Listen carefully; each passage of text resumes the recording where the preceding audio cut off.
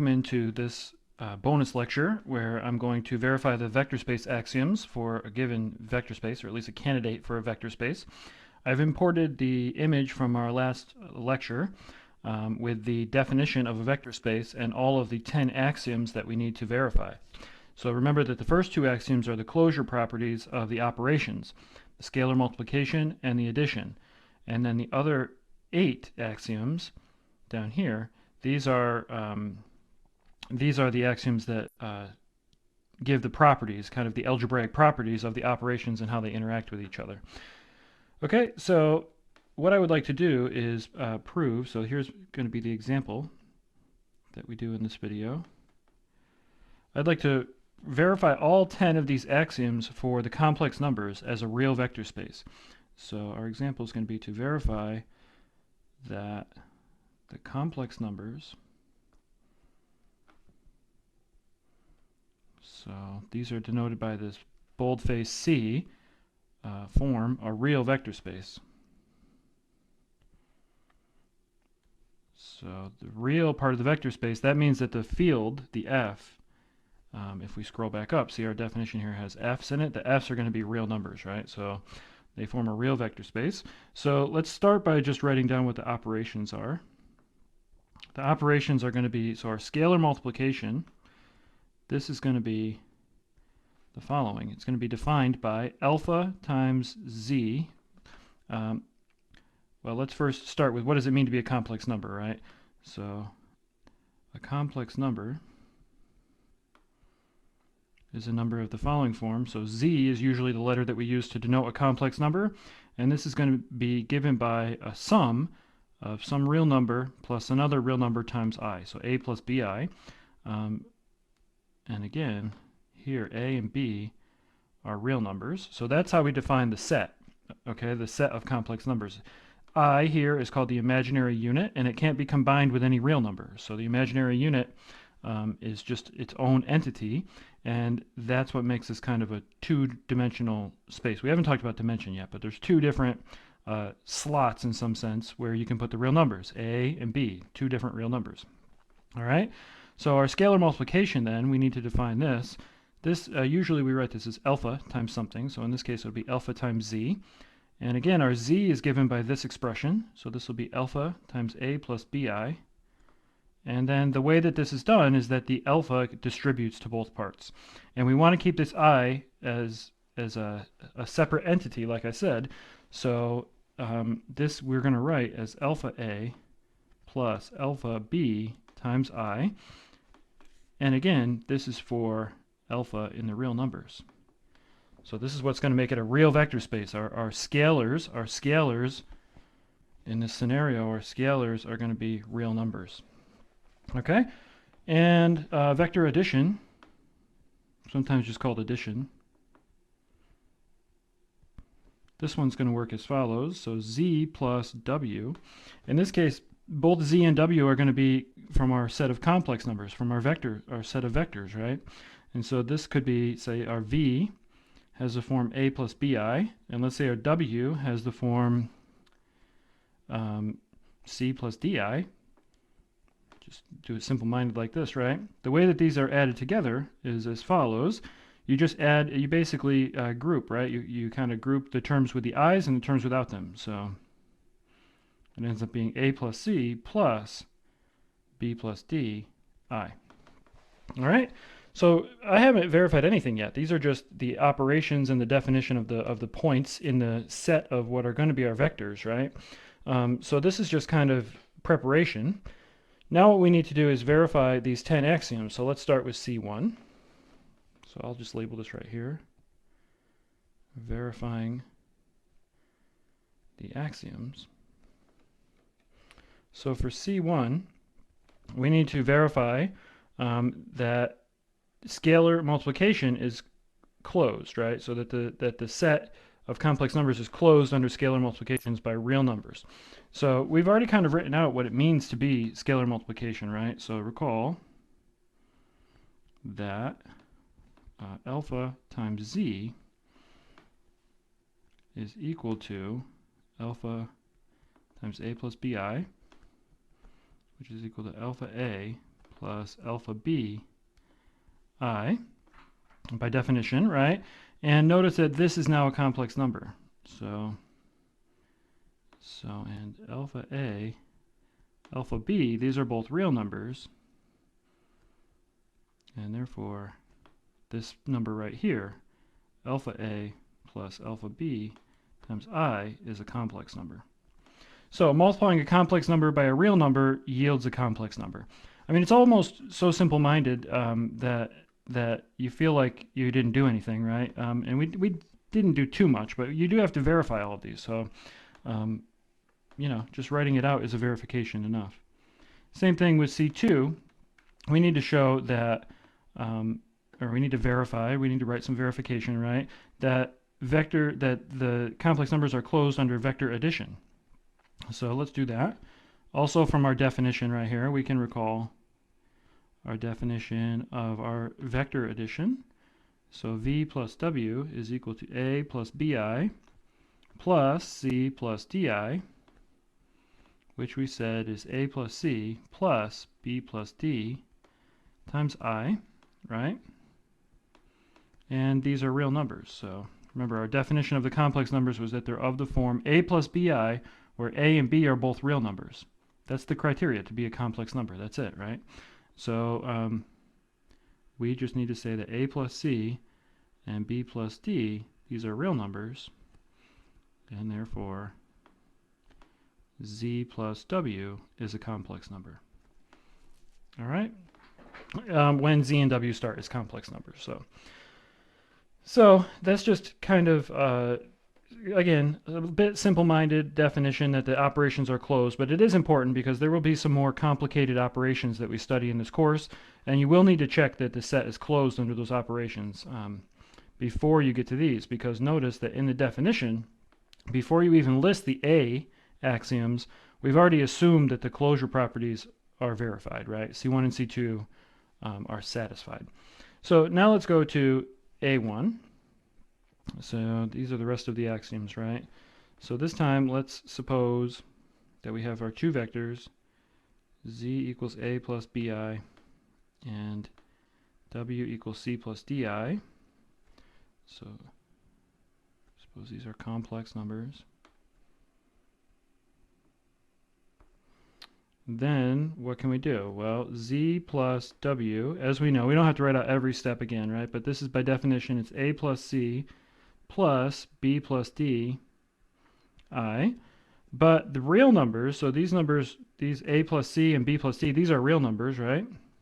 So real numbers have the property that they commute. So we can rewrite this as c plus a plus d plus b I. And then we can kind of ungroup everything that we've done here. So we can multiply this out, distribute, and then regroup, right? So we can write this as c plus a plus di plus bi, and then regroup as c plus di plus a plus bi. And this one is our w, right? That's our w. This is our z. And so in doing all this, we've just verified that z plus w is the same as w plus z. So that's it. That shows that axiom A1 is satisfied. All right, on to A2.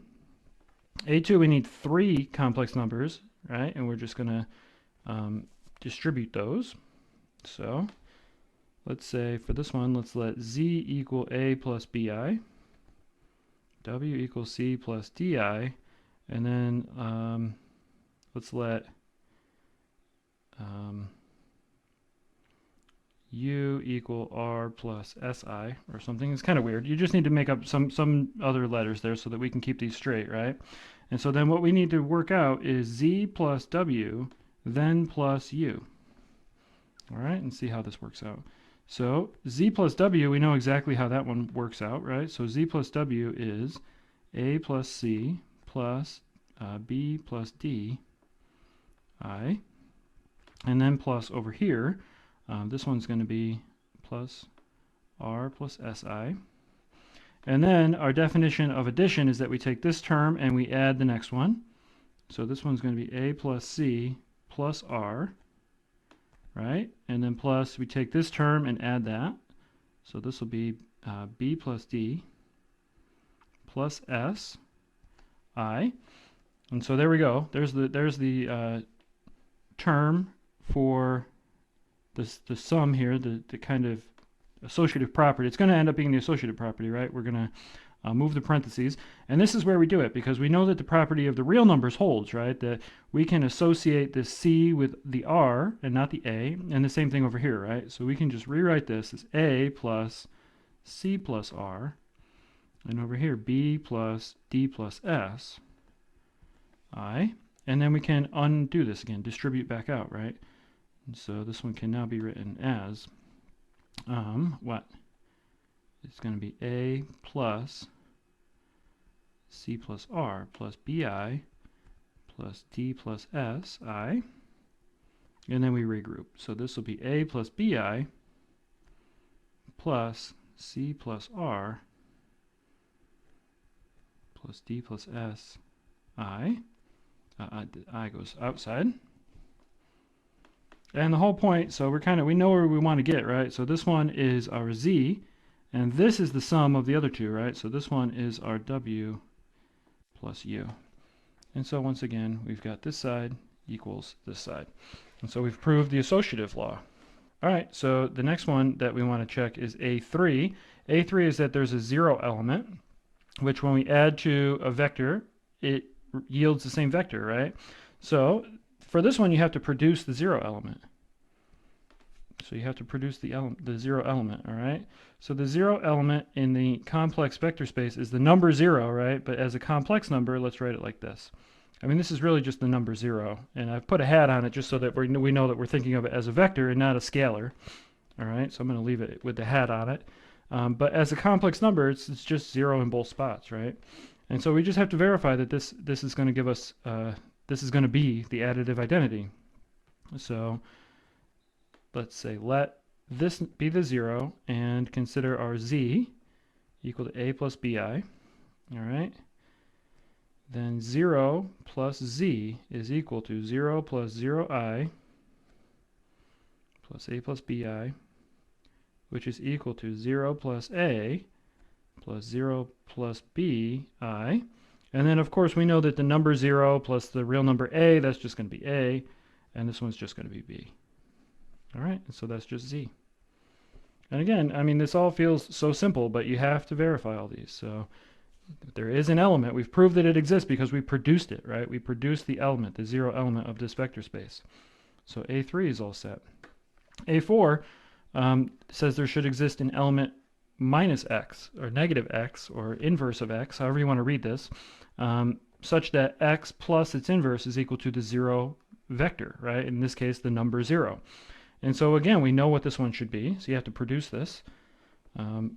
So let's see how it goes. This is A4. So let's let z equal a plus bi, and then we know that the reason for the negative symbol up here with the inverse is that with real numbers and complex numbers, the number minus z is going to be minus a plus minus bi. Okay, so I'm just kind of designating this, but we have to verify that this is the correct answer, right? This is a generic vector, and this is given that vector, this is its inverse, its additive inverse. Let's verify it.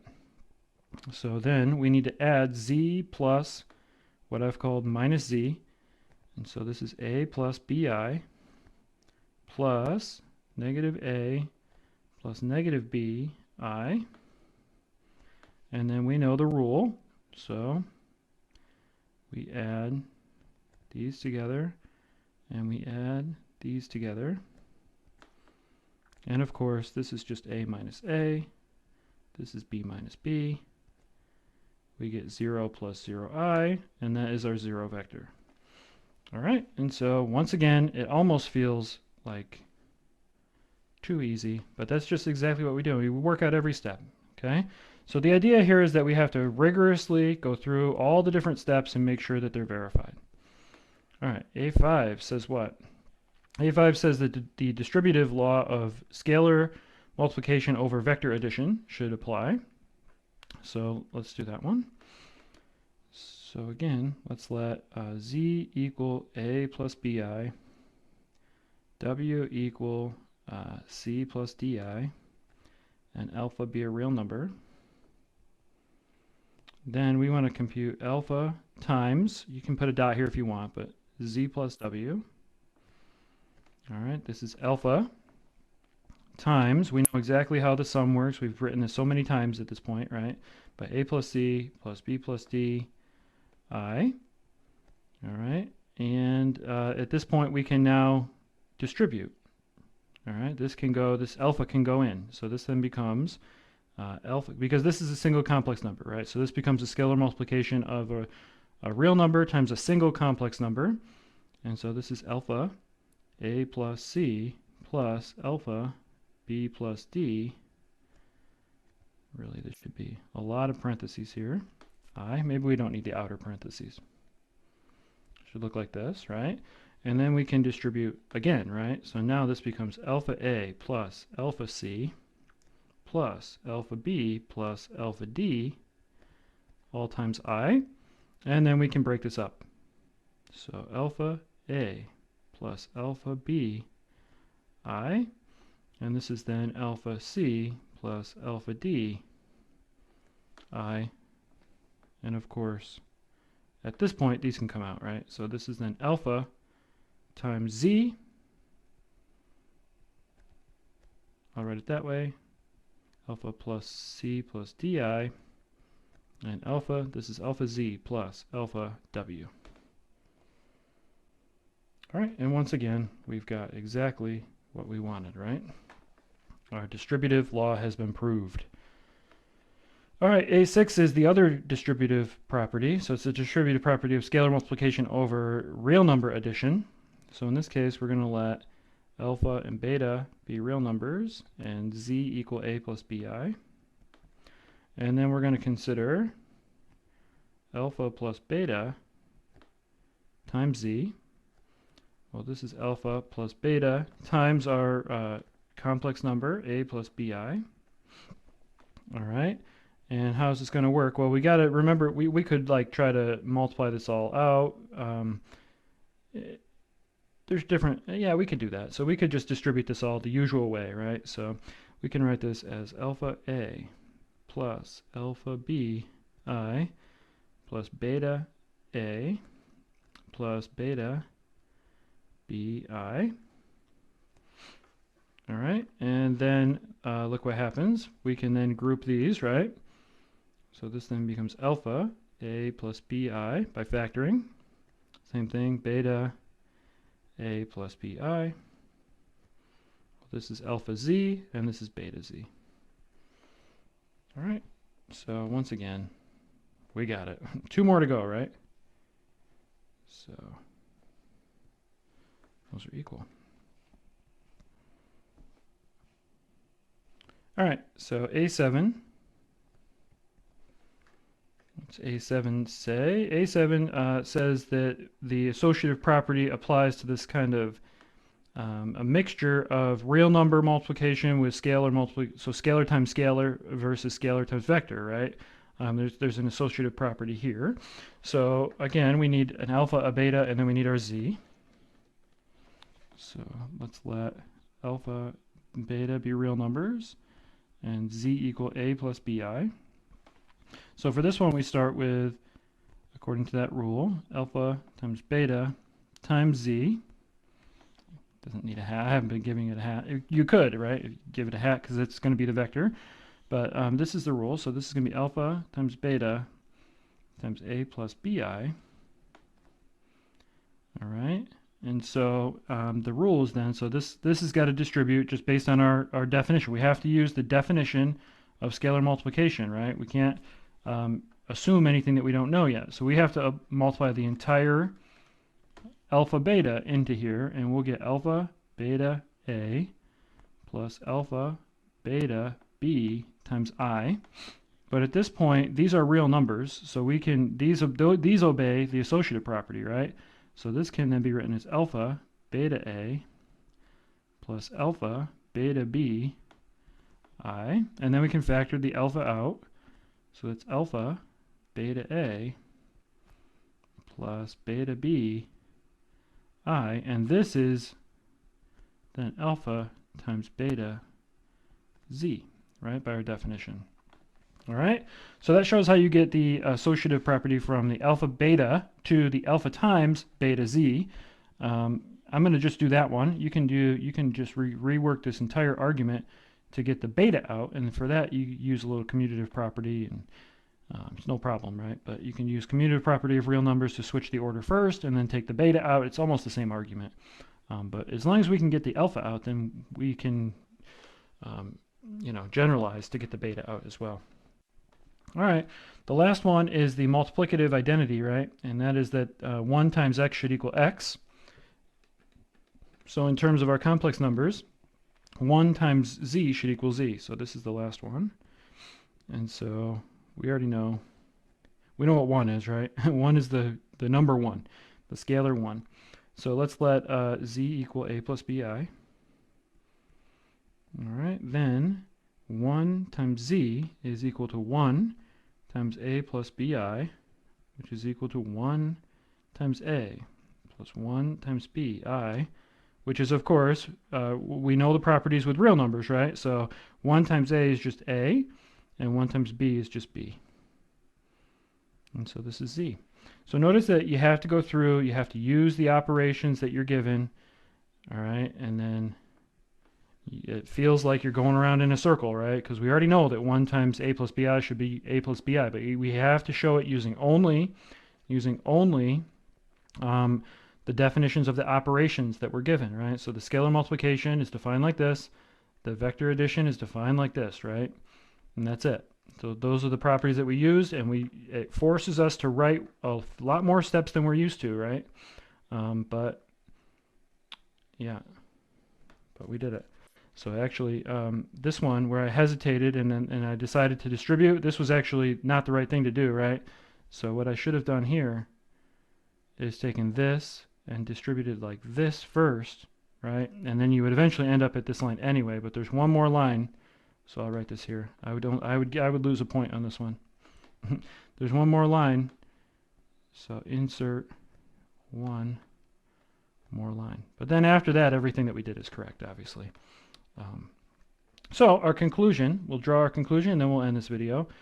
But thus, the vector space C with these operations of vector addition and scalar multiplication, which is just, our usual multiplication that we're used to, this forms a real vector space. So a vector space over the real numbers. All right. Anytime we finish a proof, we put a little box and a smiley face. All right, guys, I hope this helps. I'll see you in the next one.